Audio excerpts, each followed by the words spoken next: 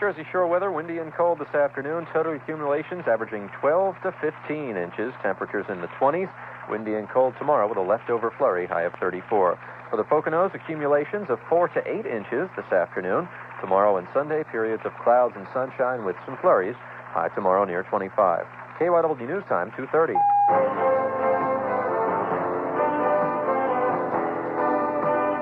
Continuing with the news, this is 1060 KYW News Radio, Philadelphia, serving the Delaware Valley with all news all the time. Good afternoon, I'm Ed Abrams. 18, snowing heavily right now in Independence Mall, 19 degrees at the airport. AccuWeather for Philadelphia and the tri-state area says blizzard conditions through this evening. Total snow accumulation 12 to 18 inches with 5-foot drifts because of winds gusting past 30 miles an hour, temperatures near 20. The top story at this hour, the blizzard of 83, a long afternoon for drivers trying to get home from work.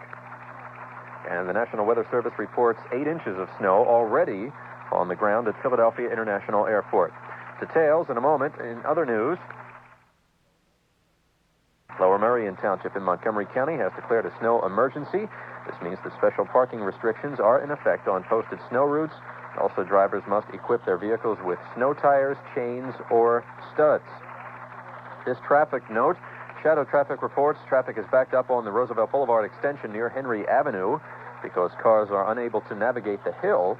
Avoid that area if you're driving. Township Line Road in Cheltenham Township near Rolling Hill Hospital is impassable. Route 352 is closed in East Whiteland Township between King Road and Route 30 because of numerous accidents and blowing snow. Southbound Route 611 in East Whiteland Township is closed at North Church Road because of a jackknifed tractor trailer. KYW News Time, 2:40. The trolley lines, the subway surface lines that come into Center City from southwest Philadelphia, we understand the Route 13 from Yeadon and the 11 from Darby are starting to run very slow because of snow piling up. Some of the snow has piled up in the trolley loops, which makes it difficult to get them turned around. Up in the northeast, Route 58, the bus is taking Street Road to Route 1 to get to the Neshaminy Mall as opposed to its normal routing. So people who use that bus should understand what that means exactly. Route B, as in boy, a portion of the route along Humeville Road is not operating at all because of problems up there. The Route 35 in Roxborough, Manayunk, still not operating, has not. That's always the first to go and probably the last to come back. The Broad Street Subway, they have added a fourth express train. This is one of those shiny new trains that they're using on the Broad Street line, and they've been putting all the new ones so far into express service. So there are 4 trains operating express service on the Broad Street line. So that's a pretty good bet. If you have to get from the northern parts of town into Center City, it's a very quick trip, and of course it's underground and away from the snow, and that's working pretty well. The commuter rail lines are actually getting ready for their rush hour schedule, but quite frankly, the rush hour occurred 3 hours ago, so there may not be too much problem there. We'll report any if we find out, but because of the early peak, it would seem that the commuter rail system may not have the ridership it would normally have at this time. All right, Patco is still running 6-car trains at 10-minute intervals.